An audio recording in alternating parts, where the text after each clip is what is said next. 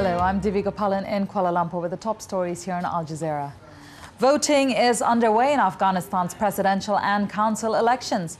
Incumbent Hamid Karzai, who is favourite to win, cast his vote and has called on the country's 17 million registered voters to follow. Campaigning has been plagued by violent attacks by the Taliban and overshadowed by rumours of fraud. Al Jazeera's Zaina Hodder has more from Kandahar in the south of the country. There is little traffic in the streets of Kandahar city. The Afghan police and the Afghan army setting up checkpoints like this one, part of security measures really, searching cars. The authorities have imposed restrictions on movement. No cars without special permits are allowed on the streets. Bicycles, motorcycles, they're not allowed to be driving around this provincial capital. Polling buses will be provided by the government to take voters to polling stations.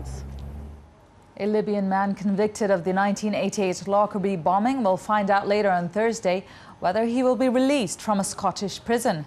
The British media is reporting that Adel Basit Ali Mohammed Al-Megrahi will likely be allowed to fly home on compassionate grounds. He is suffering from terminal cancer. A Scottish judge will announce the release decision at 1 p.m. UK time.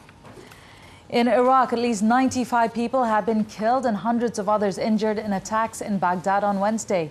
It's the deadliest day the country has seen in more than a year. The attacks follow the withdrawal of U.S. troops from Iraqi cities in June. Iran's President Mahmoud Ahmadinejad is due to present his new cabinet in a televised address on Thursday. The nominations must then be approved by Parliament.